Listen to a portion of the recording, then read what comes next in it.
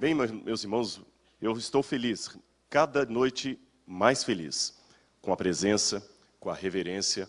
Hoje nós tivemos um almoço, estávamos lá, minha família, o pastor Braga, o pastor Carnassali, e estávamos conversando ali. Vocês não são obrigados a vir, e vocês estão vindo. Isso demonstra sede de Deus. Entenderam a mensagem, entenderam o objetivo. Eu estou sendo aqui muito realizado, sinceramente muito realizado. Só tenho que fazer uma meia-culpa com vocês. Eu ontem estava me achando aqui o rei da pontualidade britânico-brasileira, que dava-lhe o horário certinho de manhã, pimba, eu estava fazendo oração. Até que o pastor Braga descobriu que aquele relógio está 5 minutos atrasado. Então eu peço desculpas, todos os dias eu estou comendo 5 minutos das aulas aí. Hoje eu procurarei. Não tem problema, né? Não tem problema. Engraçado, o aluno paga e não quer levar, né? Tá bom, pessoal, eu também sou aluno, viu? Sou aluno ainda. Meus irmãos, hoje eu gostaria de comentar com vocês sobre um estudo arqueológico que confirma uma profecia da Bíblia. Só que antes, uma coisa importante, eu tenho que cumprimentar você que está em casa assistindo conosco a Semana de Oração aqui do NASP Campus São Paulo. Nós estamos muito felizes que você esteja aí acompanhando através da internet, na sua casa, e que o Espírito Santo possa estar com você neste momento e que possa tocar no seu coração. Muito obrigado por estar conosco. Como eu estava dizendo para vocês, então, hoje eu quero falar sobre um achado arqueológico que confirma uma profecia da Bíblia. Na verdade, essa pregação de hoje, que é sobre a Porta Dourada de Jerusalém, ela quase poderia ser a pregação central de toda a semana. Primeiro, deixe-me falar com vocês um pouquinho sobre os judeus que não aceitam Jesus como Messias. Vocês sabem, os judeus são o povo da onde Jesus surgiu. Messias é uma palavra muito importante. A palavra Messias, em hebraico, é uma palavra hebraica que nós aportuguesamos. Messias significa o ungido. Eles falam Mashiach em hebraico. Mashiach, o ungido. Então os judeus estavam esperando o ungido de Deus, aquele ser especial que traria salvação, que traria o cumprimento das promessas de Deus, etc. Como o Novo Testamento foi escrito em grego, a palavra Messias foi traduzida para Christos. Christos é Messias em grego. Então, quando a gente diz Jesus Cristo, estamos falando Jesus, o Messias. Yeshua HaMashiach, Jesus, o Messias em aramaico. Jesus Christos, Jesus, o Messias em grego. Fácil, né? Jesus Cristo, Jesus, o Messias. Mas para os judeus, Jesus não era o Messias. Muitos judeus acreditam que ele era apenas um bom filósofo judeu, nada mais do que isso. Outros vão mais além, dizendo que Jesus era um falsário. A maioria não acredita nele. E muitos já até perderam a esperança de que algum dia o Messias venha. Aliás, para eles é muito importante a vinda do Messias. Alguns judeus, inclusive, aqueles judeus racídicos, aqueles de preto que usam aquele cabelo aqui, já viram? Aqueles judeus mais ortodoxos. Um grupo deles nem reconhece o Estado de Israel. Sabem por quê? Eles argumentam assim, o Estado de Israel só virá quando o Messias vier. E esse Estado de Israel que foi fundado em 47, depois em 48 começou ali, esse Estado de Israel veio pelos socialistas, então não pode ser um cumprimento do Messias. Por isso que você vê às vezes um judeu com Ahmadinejad ali, que é um inimigo do judaísmo. Mas qual o argumento que eles usam para não aceitar Jesus como Messias? Eu vou dar 2 argumentos para vocês. Um deles está nesse livro, The Real Messiah, onde esse rabino coloca o seguinte: a principal objeção dos judeus ao Messias dos cristãos está no fato de que ele falhou, não foi bem sucedido. Em que Jesus falhou? Bom, nós temos essa mulher, Amy Jill Levine, ela é uma doutora em Novo Testamento, ela é professora da Universidade de Vanderbilt, nos Estados Unidos, uma universidade nada conservadora, pelo contrário, muito liberal, e ela é uma judia especialista em estudos judaicos do Novo Testamento. E ela falou o seguinte: o Messias, segundo o Antigo Testamento, é alguém que estabelece a justiça em todo mundo. E quando eu olho em minha janela, o que eu vejo que isto não aconteceu. O argumento dela é o seguinte: se Jesus fosse o Messias mesmo, a Bíblia fala que o Messias estabeleceria a justiça em todo mundo. Mas quando eu abro a minha janela e vejo fome e miséria, eu vejo que a justiça não foi estabelecida. Então o Messias não veio. Como é que eu respondo a esses judeus que não aceitam que Jesus é o Messias? Eu respondo com o próprio documento dos judeus. Você já ouviu falar no Talmud? O Talmud é um dos principais tratados judaicos que nós temos depois do período bíblico. Ele foi composto por mais de 200 anos, começou por volta do ano 70 e vai até o ano 250. O Talmud tem várias passagens ali, tem a Mishnah, tem a Gemara, tem os comentários sobre a tradição dos judeus. E no Talmud, eles sempre escrevem assim. Eu falei alguma coisa errada? Eu vi um... De novo? Esse passarinho está vindo, já é a segunda vez que ele vem. Oi? Está assistindo, a natureza está assistindo, muito bem. Venha, passarinho. Às vezes os animais são mais espertos do que o ser humano. Noé fez a pregação lá, os animais aceitaram e se salvaram, o ser humano não. Noé pregou, os animais vieram à frente, o ser humano não. Interessante, né? Eu espero que aqui eu tenha passarinhos e alunos. Amém? Aí professores também, e funcionários, e todo mundo que estiver aí. Bom, pessoal, continuando. Eu falei com vocês que o Talmud era um... Olha, vocês estão rindo? O pássaro pode ser um símbolo da presença de Deus. Uma vez uma pomba apareceu no batismo de Jesus e era Deus através do seu Santo Espírito. Por que eu não posso acreditar nas manifestações de Deus? Eu sou cético demais para duvidar, mas sou acadêmico demais para acreditar em crendices. Então, quando eu acredito é porque tem base. Eu acho que tem coisa que a gente tem que acreditar. Não foi trocadilho acidental, não foi de propósito. Eu sou cético demais para duvidar. Existem coisas que não são coincidência, são providência divina. Eu sou cético demais para acreditar que é coincidência que algumas coisas aconteçam. Mas isso é assunto para uma outra palestra, numa outra oportunidade. Agora, voltando a falar do tratado dos judeus do Talmud, ele sempre escreve assim: o rabino tal comenta que, e o rabino X responde que. No tratado do Talmud, dá a resposta para aqueles críticos de Jesus. Olha o que o tratado diz. O rabino Joshua ben Levi aponta uma dificuldade que ele tinha referente a uma pequena contradição messiânica nas Escrituras.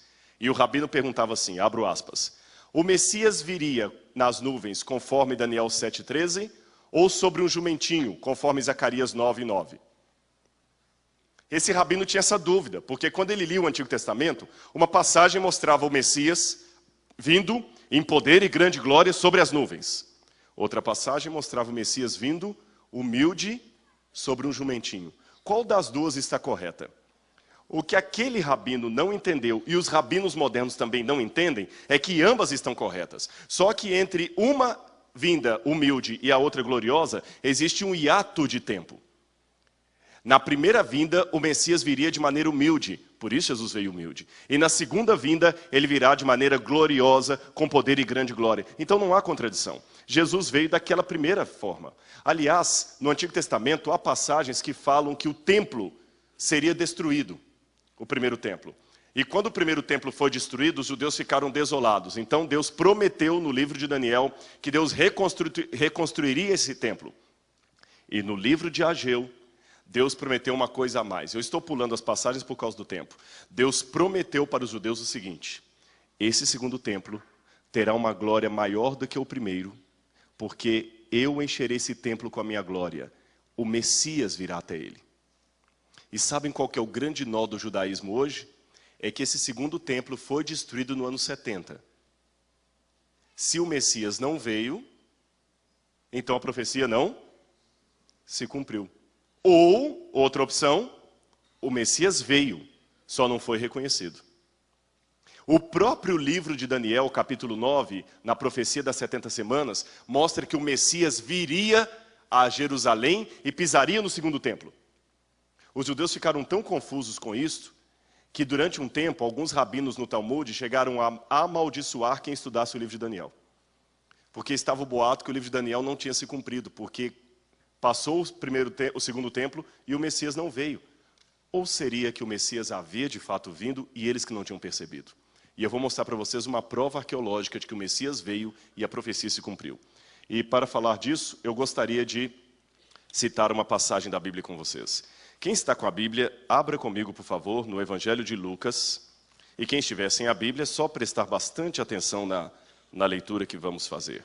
Lucas capítulo 19, versos 28 em diante.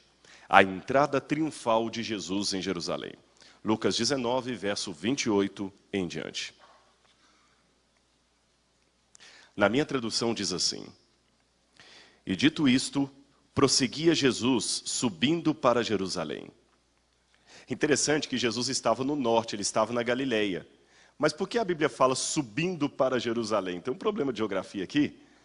É porque, por respeito na tradição judaica, você nunca desce para Jerusalém, mesmo que esteja no norte. Você sempre sobe para Jerusalém. Pode olhar que na Bíblia, todas as vezes que fala geograficamente, fala assim, subamos a Jerusalém.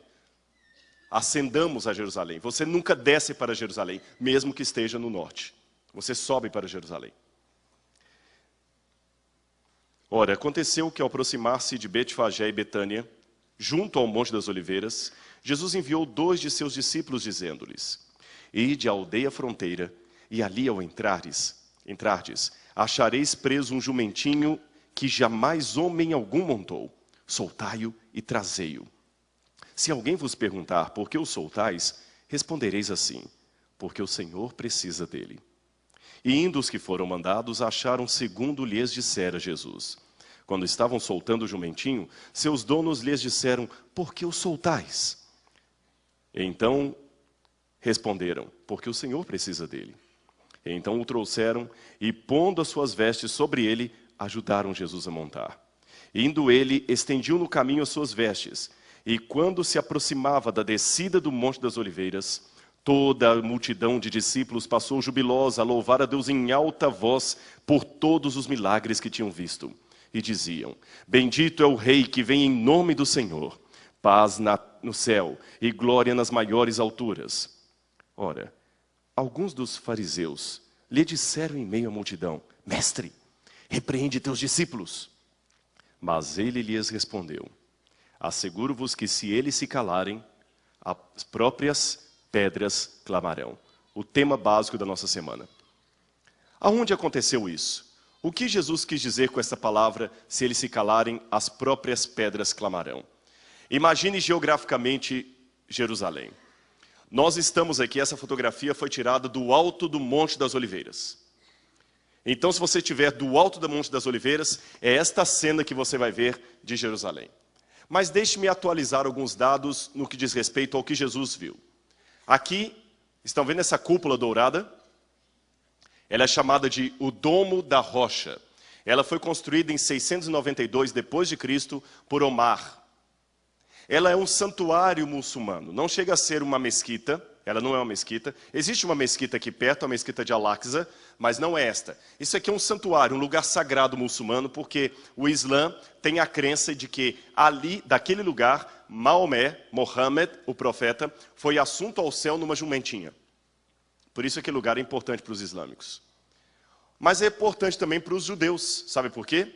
Aonde está essa cúpula dourada, o Domo da Rocha, ficava na época de Jesus o templo judaico. Então ali Jesus via o templo. Aqui as muralhas da cidade de Jerusalém. Atrás de nós, na perspectiva da foto, ficaria Betânia e Betfagé. Então imagina, Jesus desceu da Galileia, veio até Betânia, dormiu na casa de Lázaro, ali aprontou a questão do jumentinho, veio subindo o Monte das Oliveiras. Quando ele chega no alto do Monte das Oliveiras com a multidão, ele para e tem uma visão de Jerusalém. E Jesus começa a chorar. Ele chora copiosamente. E ele fala: ah, Jerusalém, Jerusalém. Ah, Jerusalém que mata os profetas e apedreja aqueles que foram enviados. Ah, Jerusalém, quantas vezes eu quis reunir você como uma galinha reúne os seus pintinhos debaixo de suas asas para proteger, e você não deu ouvido à minha voz. Se você soubesse o que é devido à sua paz. Jesus fez um trocadilho ali, porque a palavra Jerusalém em hebraico, Yerushalayim, significa habitação da paz. E ele já estava profetizando que a última coisa que iria haver ali era paz, porque eles rejeitaram o Messias. Eu amo Israel. Eu respeito muito o povo israelense e os judeus, mas eu fico triste de ver como a última coisa que você encontra ali é paz. Agora nós tivemos 2 grupos visitando lá, eu estava com eles. Até um dos que levou o grupo, o Vander, da Fly Tour, é membro dessa comunidade aqui. Ele viu e pode testemunhar isso, e as pessoas também. Ali, como qualquer situação, é pânico, é medo, é guerra. Para atravessar a fronteira do Egito, é lógico que eu confesso a vocês, eu tenho menos medo, às vezes, de andar de noite em alguns lugares do Brasil do que em Jerusalém. Mas é triste ver o lugar que era para ser o lugar mais abençoado, cheio de pessoas, é o lugar que tem mais conflito, mais segregação, mais briga por causa de religião. É interessante isso. E o lugar onde tem maior descrença, porque muitos judeus já não acreditam mais em Bíblia, não acreditam em mais nada. Por que Jesus estava montado no jumentinho? Vou explicar a vocês. Jesus vivia na Galileia, o ministério dele era da Galileia. E os discípulos sempre falavam, Senhor, o Senhor tem que se proclamar rei de Israel. E Jesus nunca aceitou isso. Ele sempre foi resistente a ser o Lameler de Jerusalém, o rei de Jerusalém. Ele nunca aceitou. Mas naquele momento final do seu ministério, ele falou, eu vou a Jerusalém. Eu vou me proclamar rei. Os discípulos entenderam e ficaram felizes. E os reis daquela época, quando visitavam um lugar de maneira muito importante, eles não iam a cavalo, eles iam em jumento. Era um sinal cultural da entrada de um rei. Pode parecer estranho na nossa cultura, por que não um cavalo puro sangue bonito, como nos tempos medievais? Mas ele escolhia um jumento. O fato de Jesus montar num jumento foi um recado. Eu sou o rei dos judeus. E é interessante que, diferente do que comemora-se no domingo de Páscoa, no domingo de Ramos, os judeus ali não estavam balançando os raminhos. Não, e Jesus não entrou nas ruas de Jerusalém com o jumentinho, como mostram alguns filmes. Ele só desceu e subiu para Jerusalém, no jumento, mas ele não entrou. E a questão dos ramos não era a festa do Luab, não era a festa dos tabernáculos, era a festa da Páscoa. Eles não pegaram os ramos para ficar balançando. Sabe por que a multidão pegou os ramos? Muitos, diz o Evangelho, colocavam capas ao longo do caminho para Jesus passar por cima, como você realmente homenageia um rei. E alguns eram tão pobres, que não tinham capa. Então sabe o que eles faziam? Subiam nas palmeiras, nas tamareiras, pegavam aquelas folhas e colocavam no chão. Nós também estamos com o mestre. Os inimigos de Jesus viram ali uma ameaça. Muitos que estavam descendo aquela multidão eram pessoas que tinham sido curadas por Jesus. Era a festa da Páscoa. A Jerusalém estava apinhada de pessoas de toda parte. Se Jesus operasse um milagre ali, todo mundo ia seguir Jesus, era o fim dos seus inimigos. E pior, grande parte da multidão que descia com Jesus, lembra o detalhe dos ramos no chão? Eram pessoas tão pobres que não tinham capa. E quando os pobres se ajuntam com o líder numa revolução, a revolução é feita. O que aconteceu na França? Revolução Francesa. Liberté, égalité, fraternité. Os pobres apenas guiados por alguns ali, por Robespierre e outros intelectuais. E o medo que Jesus agora levasse-os a uma guerra civil.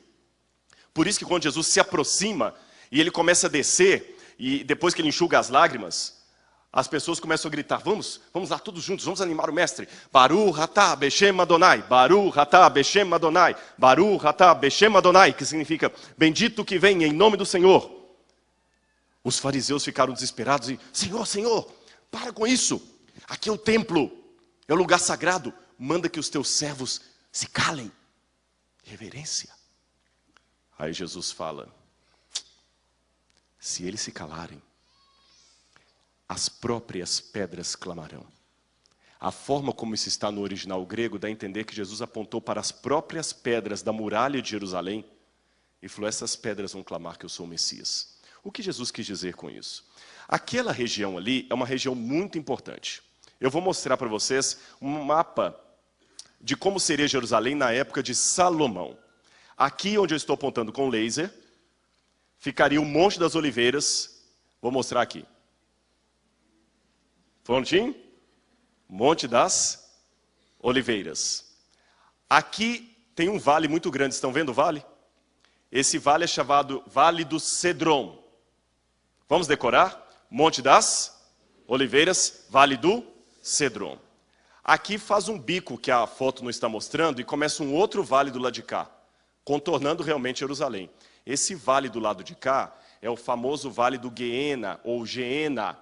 Na época antiga, os pagãos queimavam crianças em sacrifício ali no Guiena. Havia um deus Moloch.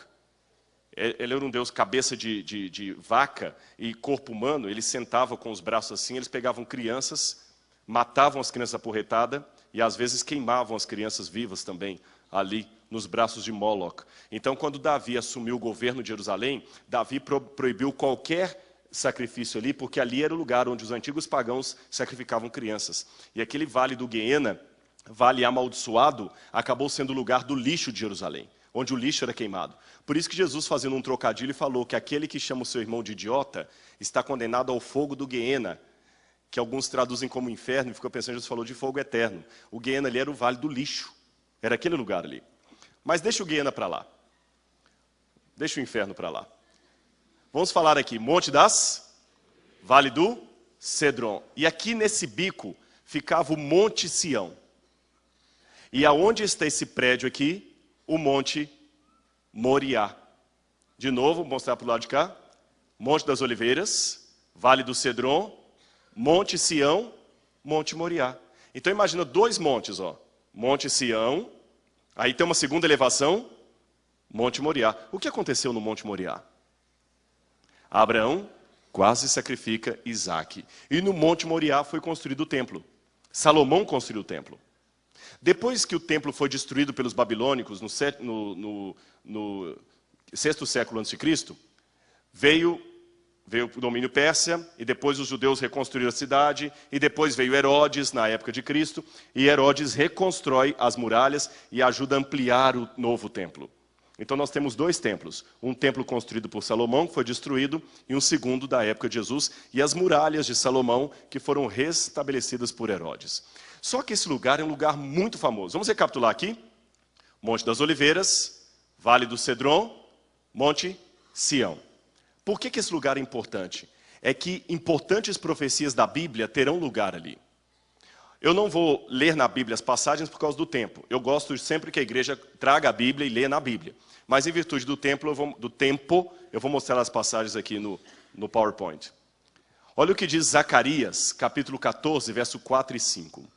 Naquele dia, estarão seus pés sobre o Monte das Oliveiras, que está defronte de Jerusalém para o Oriente. Vamos ver isso aqui? Monte das Oliveiras, que está defronte de Jerusalém para o Oriente. Aqui dá o Oriente. Essa parte aqui é o Oriente. Monte das Oliveiras, que está defronte de Jerusalém para o Oriente. E sabe por que essa apresentação do Oriente? O Oriente é muito importante na cultura judaica. O norte é geralmente de onde vinha o sofrimento, o castigo. Mas o Oriente era de onde vinha a salvação. Decore isso aqui para você entender a mensagem. Oriente, ou lugar do nascente do sol, a mesma coisa, né? O sol não nasce no Oriente, não é isso? Oriente, ou nascimento do sol, significa salvação. Quero alguns exemplos bíblicos? Onde Deus plantou o jardim do Éden? Na banda do Oriente. No livro de Ezequiel, fala de um anjo com um tinteiro na cintura e um selo de Deus para colocar na testa do seu povo. E aquele anjo vem do lugar do Oriente, do nascimento do sol. Quando você vai para o Apocalipse, no Apocalipse também tem uma cena de selamento dos 144 mil. E o anjo que sela os 144 mil vem do lugar do nascimento do sol, do Oriente. No final do Apocalipse fala do Armagedon. E a batalha do Armagedon prepara o caminho do rio Eufrates para os reis que vêm do lado do nascimento do sol ou do Oriente. A volta de Jesus é uma pequena nuvenzinha do tamanho da palma da mão de um homem que vem do lado do Oriente. Assim como o relâmpago que sai do Oriente e se mostra até o Ocidente, assim há de ser a vinda do Filho do Homem. Então o Oriente é símbolo de salvação. Vamos voltar agora ao texto. Zacarias diz: naquele dia os seus pés estarão sobre o Monte das Oliveiras, que está defronte de Jerusalém para o Oriente. O Monte das Oliveiras será fendido pelo meio, do Oriente para o Ocidente, e haverá um vale muito grande. Que vale? O Vale do Cedron. E a metade do monte se removerá para o norte, e a outra metade dele para o sul. Então virá o meu Senhor Deus e os seus santos com ele. Outra profecia. Joel capítulo 2, versos 32 em diante. E há de ser que todo aquele que invocar o nome do Senhor será salvo. Pois no Monte Sião, lugar do templo, e em Jerusalém estarão os que escaparem, como disse o Senhor, e entre os sobreviventes aqueles que o Senhor chamar. Pois eis que naqueles dias e naquele tempo em que eu restaurar os exilados de Judá e Jerusalém, Congregarei todas as nações e as farei descer. Olha como é que o vale do Cedron é chamado. Ao vale de Josafá. Vale de Josafá em hebraico significa vale do Senhor julga. E ali com eles entrarei em juízo por causa do meu povo e da minha herança Israel, a quem eles espalharam entre as nações e repartiram a minha terra. É curioso que aquele lugar é tão importante que hoje você tem ali uma porta. E essa porta é chamada de porta oriental. Essa porta, estão vendo aqui uma porta? Tem um umbral aqui, em forma de M, ou um número 3 deitado, conseguem ver? Essa porta é chamada de a porta da misericórdia, ou a porta da salvação. Os judeus dão um nome muito importante para ela. Aliás, aquele lugar é tão importante que os judeus acreditam que ali será o julgamento final de Deus. Os muçulmanos também. E os cristãos também. Nós adventistas pensamos assim. Como assim, pastor? Eu nunca ouvi falar disso. Ouviu? Ouviu? Deixa eu falar primeiro dos muçulmanos. Os muçulmanos acreditam tanto que ali será o lugar do juízo último de Deus, que eles construíram em frente da porta dourada, da porta oriental, um monte... O que é isso aqui? Um cemitério. Decora o que eu vou falar para você. Há duas razões por que esse cemitério muçulmano está lá. Eu vou revelar a primeira agora, a segunda só daqui a pouco. A primeira razão é a seguinte: os muçulmanos acreditam que ali será o último juízo de Alá. Então, quem estiver sepultado ali vai ter o privilégio de ressuscitar primeiro. Só que não são só os muçulmanos que pensam assim. Se eu descer aqui a porta oriental, a porta dourada, que vale que eu tenho?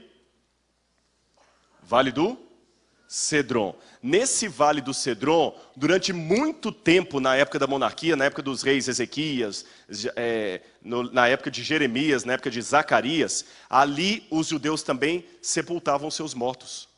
Tanto é que tinha uma técnica, eu até falei com o pastor Braga, eu vou explicar aqui um dos títulos do livro do pastor Braga, sobre ossos dançantes. Com certeza esse livro é baseado na profecia de Ezequiel, que ele fala, ó ossos, profetiza aos ossos, e os ossos começam a dançar, o vale de ossos secos. Conhece essa profecia? Havia o seguinte, o túmulo era feito da seguinte maneira, havia um corredor, mini corredor, e esse corredor tinha várias salas. Quando a pessoa morria, eles colocavam a pessoa, era numa rocha que eles cavavam esse túmulo, eles colocavam o corpo deitado ali. Fechavam a rocha. O corpo ficava ali por 1 ano. Depois eles abriam a porta e só havia ossos. Eles pegavam esses ossos e jogavam nesses lóculos que havia do lado. E o que havia dentro daquele porão? Outros ossos, de outras pessoas que morreram. E eles costumavam dizer, hoje o morto encontrou os seus mortos. Ou os mortos sepultaram o seu morto. Que é tudo para ali. Isso era realmente um vale de ossos secos. Lembra que uma vez na Bíblia diz que colocaram um corpo do profeta Eliseu e um moço foi colocado ali, ele tocou no osso do profeta Eliseu e ressuscitou? É por causa disso, os ossos ficavam ali, vale de ossos secos. Por isso que Deus dá a visão ao profeta, profetiza esses ossos para que voltem à vida. Tudo ali no vale do Cedron. Porque eles acreditavam que ele era o lugar do juízo final. E hoje, se eu descer aqui, atravessar o vale do Cedron e subir ao Monte das Oliveiras, o que eu tenho lá? Um enorme cemitério judeu. Por quê? Mesmo motivo dos muçulmanos. Os judeus acreditam que ali será o juízo final, então eles esperam ressuscitar primeiro. E alguns cristãos também fazem aqui perto dessas árvores um cemitério cristão também esperando. Eu, como adventista, deixa-me falar, há muitos não adventistas aqui, deixa eu explicar como é que a gente acredita. Eu acredito na ressurreição final. Como diz no credo, acredito na ressurreição dos mortos. Mas eu não creio que eu precise estar sepultado em Jerusalém para ter uma ressurreição especial.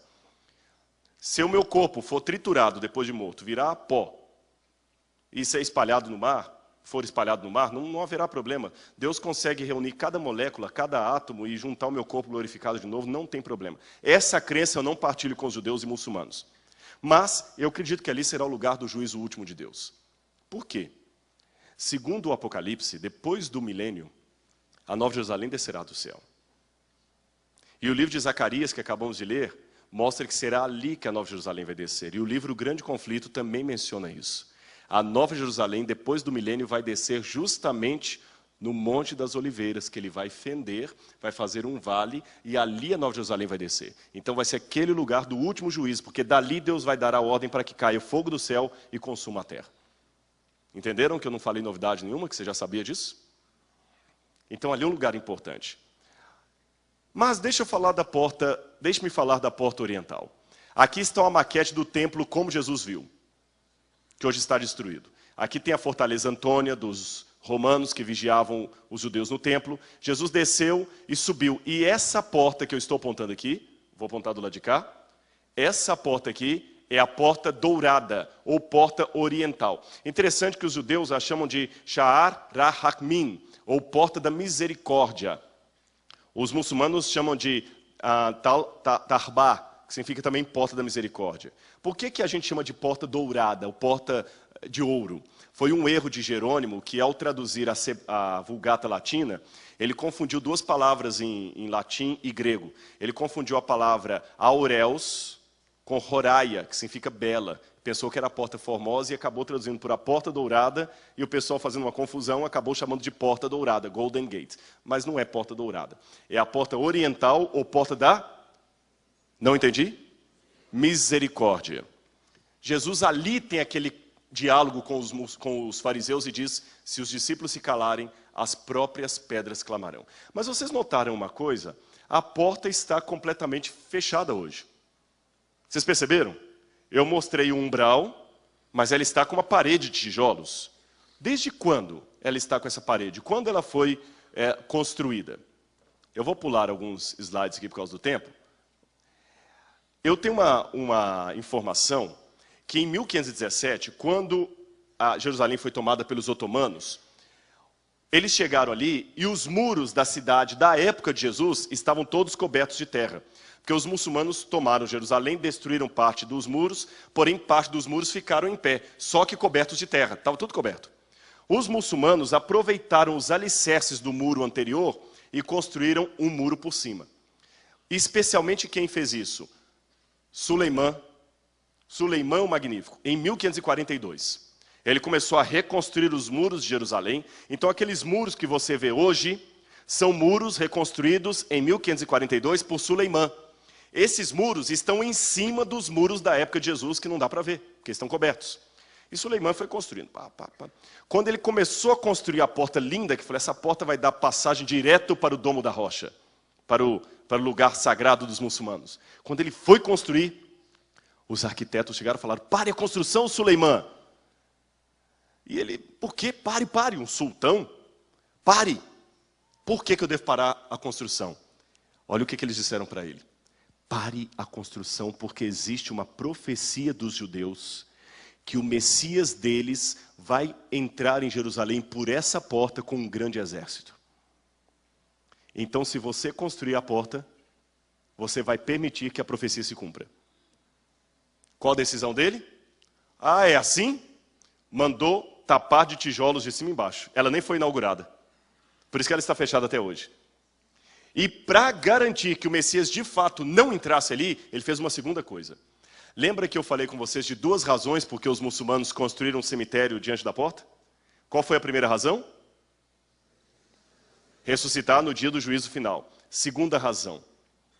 O Messias, segundo a crença dos judeus, ele é rei e sacerdote. E segundo os métodos de purificação do judaísmo, um sacerdote não pisa em cemitério, senão ele fica impuro. Então, colocando um cemitério ali, ele impediria que o Messias, sacerdote, pisasse ali. Por isso que até hoje você tem a porta fechada e o cemitério. Agora, isso foi Suleimã. Eu falei que isso foi construído em cima de outra porta, de outra muralha. Será que existe outra muralha aqui embaixo? Existe sim. Vou mostrar para vocês. Interessante que aqui são fotos tiradas de trás da porta dourada, da porta oriental. Lá está o Monte das Oliveiras. Hoje, eles não deixam a gente nem chegar aqui. Eles não deixam escavações serem feitas aqui. Mas existem provas arqueológicas aqui atrás de que aquela porta foi construída em cima de alicerces muito antigos. Eu vou mostrar uma foto aqui e vai ficar claro para vocês. Olha essa foto aqui. Vocês conseguem perceber uma diferença entre... Vou mostrar do outro lado, pode ficar tranquilos. Entre esse tijolo e os de baixo? Vou mostrar aqui. Conseguem perceber que tem diferença entre os tijolos de cima e os tijolos de baixo? Olha a próxima foto. Os tijolos de baixo não são mais gordinhos que os de cima? Não tem até aqui um vão? Conseguem perceber aqui que tem um alicerce do muro antigo, em cima do qual o muro muçulmano foi construído? Pessoal do lado de cá. Conseguem perceber que há um alicerce do muro mais antigo e o muro muçulmano construído em cima? Então o que eu tenho? Eu tenho uma muralha do tempo de Cristo e uma outra muralha islâmica construída em cima. Porque muita coisa é coberta. Essa muralha que está embaixo, ela foi escavada por esse homem chamado Charles Warren, que eu vou mostrar a foto dele para vocês. E Charles Warren, em 1867, ele escavou uma parte ali e percebeu uma coisa interessante. Na arqueologia, nós percebemos as leis da estratigrafia. Com o passar do tempo, acúmulo de terra, de entulho, vão fazendo que o nível vá subindo. Olha o que Charles Warren escavou e descobriu. Ele escavou embaixo da muralha muçulmana e descobriu que aqui havia a muralha original dos tempos de Cristo. E vou mais além. Ele percebeu que essa muralha tinha dois tipos diferentes de tijolos. Vamos contar comigo. Vocês percebem que o tijolo que está aqui é diferente daqui? E é diferente do de cima? Pessoal do lado de cá. Percebem que o tijolo que está aqui é diferente desse e diferente do de cima? O que hoje arqueologicamente nós deduzimos? Havia uma muralha construída por Salomão, que foi parcialmente destruída por Nabucodonosor. Depois veio Herodes, reconstruiu as muralhas, ajudou, Neemias já havia reconstruído as muralhas de Jerusalém, mas com outros contornos. Herodes pegou restos da muralha da época de Salomão, que passou pela época de Neemias, e aumentou aquela muralha. Aí você pode perguntar, por que a escavação parou aqui? Está notando que foi escavando e parou aqui? Se eu continuasse escavando, onde vocês acham que eu daria? Se a gente continuasse escavando, andando nessa direção da foto, onde é que a gente ia parar? Na porta oriental. Por que vocês acham que eles não continuaram escavando? Porque lá na frente, o que eu tenho? Na frente da porta oriental? Um cemitério muçulmano. E se um arqueólogo israelense macular um cemitério muçulmano, ele está proclamando a Terceira Guerra Mundial.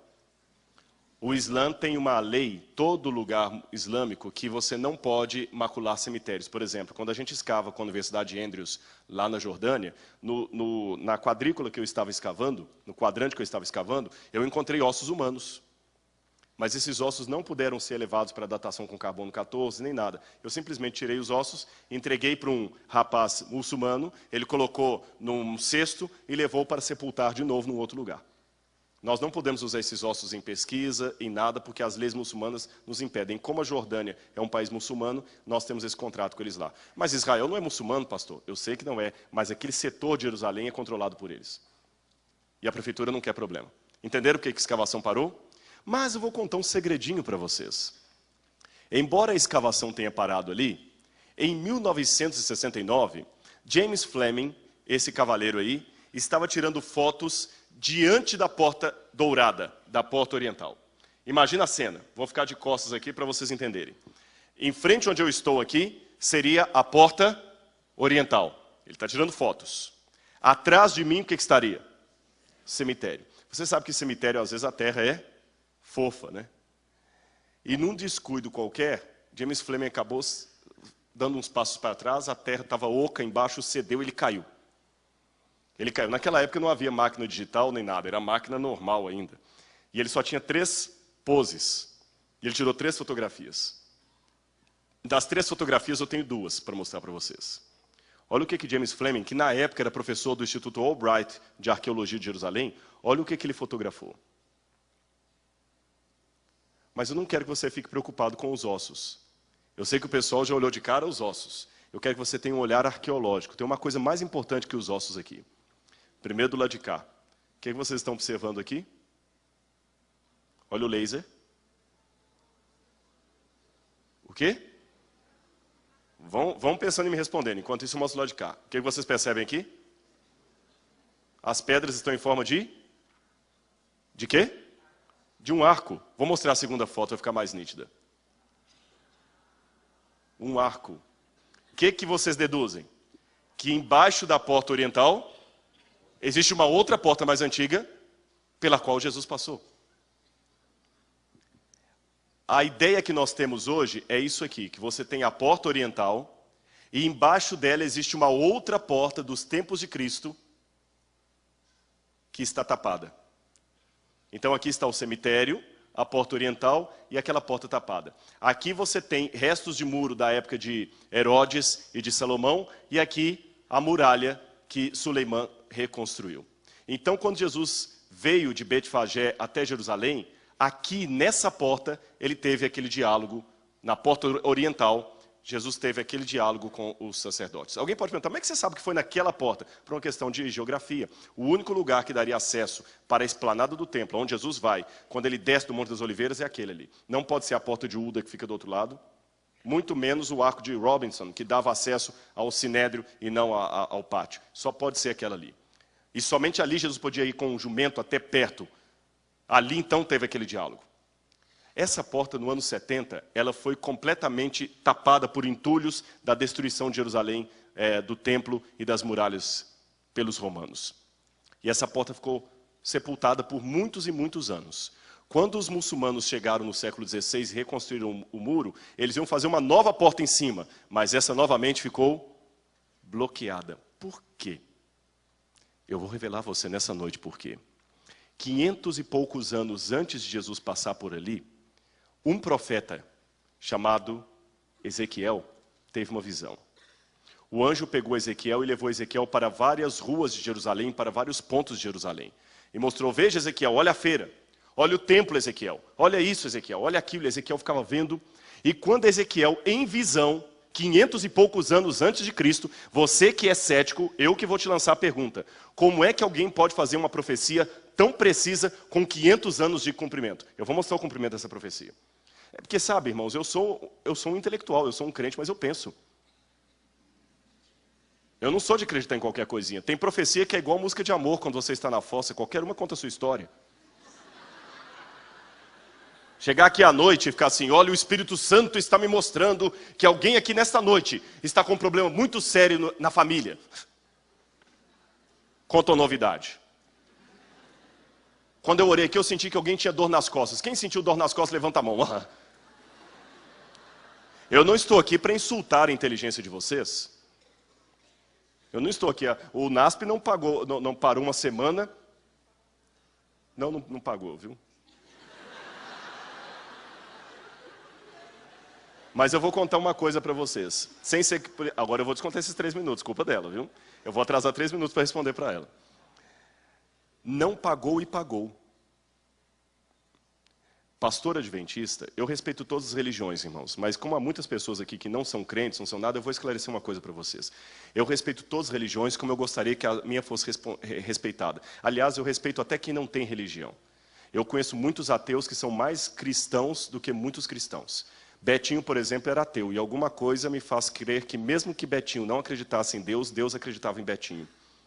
Porque a solidariedade que aquele homem fez, eu acho que eu vou ver Betinho no céu. E Betinho era ateu. Ele não aceitava Deus, pastor. Não sei, eu não julgo, o julgamento pertence a Deus. Será que o ateu está recusando a Deus ou está recusando a caricatura de Deus que muitos representaram para ele? Pensa nisso. E eu confesso para vocês que, apesar de respeitar todas as religiões, eu fico muito triste quando eu vejo alguns usando a Bíblia para ganhar dinheiro e maculando o nome de pastor. Tem lugares que eu sei que se eu me apresentar como pastor, o pessoal fala, você também está ganhando dinheiro? Deixa eu falar com vocês, pastor adventista não tem dinheiro para comprar jatinho, nem emissora de TV para ele, nem nada disso. Eu não brinco com o nome de Deus. Mas eu tenho um salário muito bom. O NASP pagou um salário que, nem que eu tivesse 10 jatinhos e 20 emissoras de TV, eu teria como pagar. Essa atenção que vocês estão tendo aí agora e esse carinho. Isso é o meu 14º salário. Quando alguém para e fala assim, poxa, pastor, olha, meu pai gosta muito do seu programa, eu te assisto. Ó, pastor, eu te vi no Jô, pastor, eu orei por você. Pastor, eu estou te seguindo no Twitter. Pastor, muito obrigado, os seus sermões me ajudam. Isso aqui é o 14º salário. Porque tem pessoas, coitadas, que são tão pobres que a única coisa que elas têm é dinheiro. Eu tenho mais.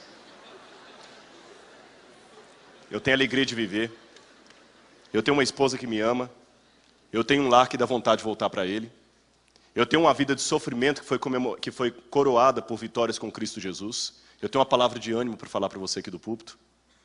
Eu sou muito rico, então respondendo, o NASP pagou muito bem pago. Voltando aqui ao ponto, eu falei que eu não estou para insultar vocês. E eu vou mostrar uma profecia que se cumpriu realmente.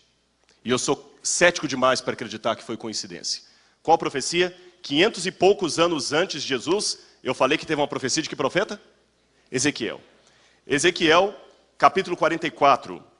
Eu podia ler na Bíblia, mas só para ganhar tempo eu vou ler também aqui no PowerPoint. Repito, irmãos, eu gosto de ler direto aqui no texto. Estou usando aqui apenas para ganhar tempo. Olha que, lembra o contexto? O anjo pegava Ezequiel e mostrava partes da cidade. Quando Ezequiel passou com o anjo em visão pela porta oriental, a porta da misericórdia, que mostra a salvação, a porta estava fechada. Aí Ezequiel ficou em pânico. Se a porta está fechada, então não haverá misericórdia, não haverá salvação. E o pior, no hebraico não tem tempo verbal, tem modo verbal. Na forma como está descrito no hebraico, diz que a porta estava fechada com violência. Assim diz o texto. Então o homem me fez voltar para o caminho exterior da porta do santuário, a qual olha para o oriente, é a porta oriental. A qual estava fechada. Disse-me o Senhor, esta porta permanecerá fechada, não se abrirá, ninguém entrará por ela. Aí Ezequiel falou, então a salvação não veio. E Deus falou, calma, sabe por que ninguém passará por ela, Ezequiel? Porque o Senhor, Deus de Israel, entrou por ela, por isso permanecerá fechada. 500 e poucos anos depois disso, Jesus vem num jumentinho por essa mesma porta que ele viu em visão, que Ezequiel viu em visão. E Jesus naquela porta diz aos fariseus, se eles se calarem, as próprias pedras clamarão. E depois Jesus passa por aquela porta, pouco tempo depois, o templo é destruído. Os romanos então colocam um entulho bloqueando a passagem por aquela porta. Vem o passar dos anos, dos séculos, vem os muçulmanos, vem Suleimã, reconstrói as muralhas, faz uma nova porta em cima. E mesmo essa nova porta, ele também fecha, bloqueia, sem saber que assim ele estava ajudando a confirmar o cumprimento de uma profecia que já havia acontecido. O Senhor, Deus de Israel, passou por aquela porta. Por isso que se você for a Jerusalém hoje, meu irmão, você vai ver esta porta fechada. Um testemunho silencioso, porém vivo, de que o Senhor, Deus de Israel, passou por ali, que a profecia não é um engodo, que Deus existe, a Bíblia é a palavra de Deus, Jesus passou por ali. Entende o título dessa semana? As pedras clamarão? Estão clamando, olha lá. Toda vez que eu vou a Israel e eu vejo essa porta, é o lugar que mais me emociona em Jerusalém. Porque ela está dizendo, o Senhor Deus de Israel passou por aqui. Você é inteligente, entendeu o que eu quis dizer. Deixa eu dizer só um desejo que eu tenho para a sua vida agora. Com tanta evidência, por que você não deixa o mesmo Jesus que passou pela porta dourada em Jerusalém, passar pela porta do seu coração também? Dá essa chance. Confia em mim. Não confia em mim, confia em Deus. Vale a pena. Deixa Deus entrar aí, você vai ver a grande transformação que Ele vai fazer na sua vida. Sua vida está boa, vai ficar melhor. Está melhor, vai ficar supimpa. Está supimpa, vai ficar perfeita. E quando você tiver problemas e provações, você vai sentir que você não está sozinho. Deus está com você. E você e Jesus serão a maioria. A maioria esmagadora. Eu tenho isso por experiência própria, não por ler em livros. Deixa Ele passar na porta do seu coração. E que a porta do seu coração também se feche para a maldade, para o ódio, e seja um testemunho de que o Senhor Deus de Israel passou por ela. Como aconteceu na porta dourada de Jerusalém. Pense nisso. E amanhã eu quero encontrar com você de novo para mais uma mensagem em nome do Senhor. Amém? Vamos fazer a oração final.